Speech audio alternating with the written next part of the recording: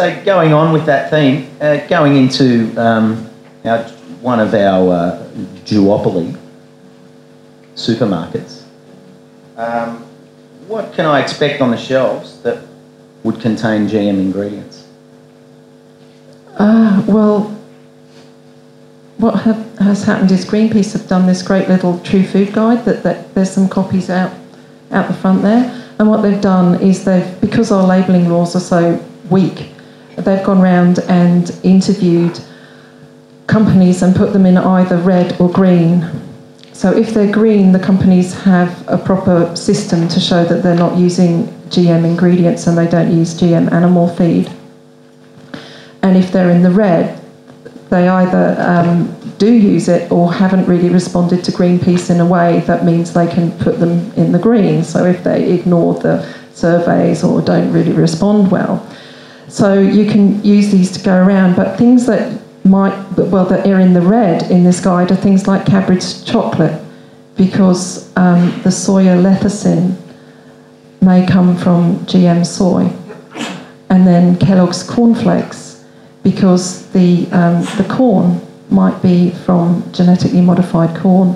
So I really highly recommend that and things like Baker's Delight bread, because soy flour is thrown into a whole lot of our breads and you wouldn't really think about it. So I really strongly recommend that you pick up one of these, and not only pick up one of these, but if you change your purchasing decisions, you should ring the companies that you've decided not to purchase from and tell them that you have changed your mind. GM crops are grown in about 29 countries, covering an area of approximately 150 million hectares globally. In Australia, GM cotton has been grown for about 10 years. There's been a moratorium in place to grow other types of GM crops in Australia, but this is being gradually lifted in the states and territories. Where are things standing in that department? Well, at the moment, what we have is in 2008, Victoria and New South Wales lifted their moratoriums on growing GM canola.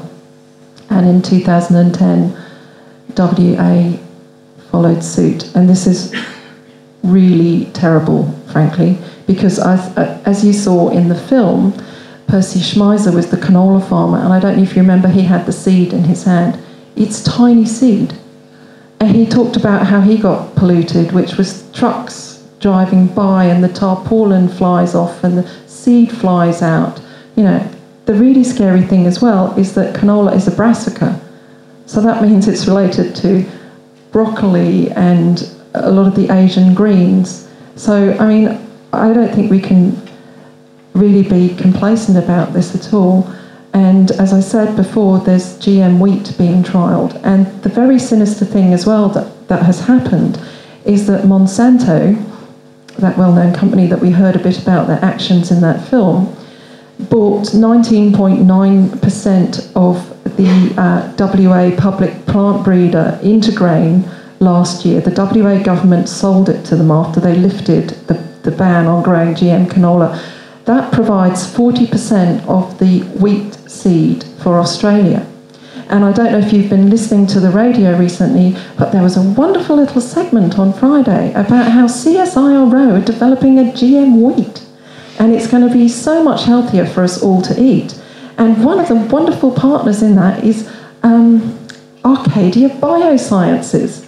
Now, Arcadia Biosciences has links to Monsanto. So what we found is that public plant breeding has been corporatised, sold to a company, and in an incredibly revealing radio interview, it was said, well, of course, the GM genes are worth nothing. What you really need is the germplasm to put them in, because that's everything. I thought, yeah, that's explained it all.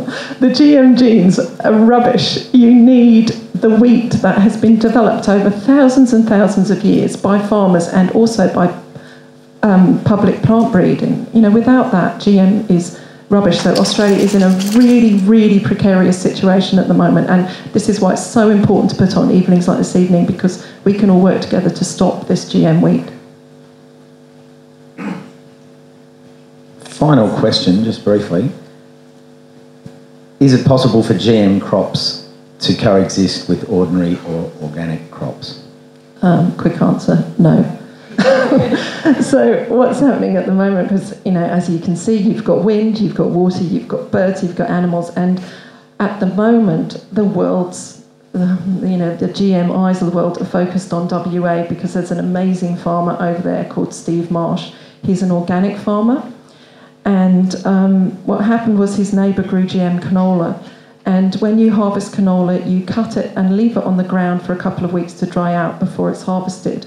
And surprise, surprise, a wind came over, blew it onto Steve Marsh's farm. His sheep ate the canola, which means he couldn't sell them. It got into his oat crop. There was some water that made all this worse. And the organic certifying body decertified 70% of his land. Now, what's happening at the moment is that Steve, because of the way the laws are constructed, he can't sue Monsanto. The only person he can sue for his loss is his neighbour. So what's happening at the moment, the WA government, which is wildly pro-GM for reasons unknown, have basically said, oh, Steve Marsh, he's terrible. First he's suing his neighbour. And anyway, Steve Marsh shouldn't be angry at his neighbour. What he should do is talk to the organic certified body and get rid of the zero tolerance for GM. So what they're trying to do is get rid of your choice to buy organics. Now, Steve Marsh is an amazing, amazing, amazing man. He is so brave, because what's happening is he's having horrible articles printed about him, that he's terrorising his neighbour, what a ghastly person he is, etc., etc.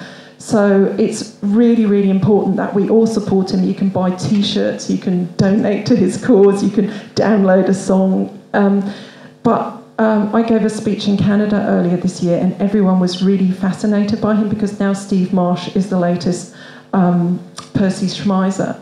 And if he wins this case, it means that the ability for companies like Monsanto to go around and pollute the gene pool of the world and ruin people's crops and livelihoods will be at an end.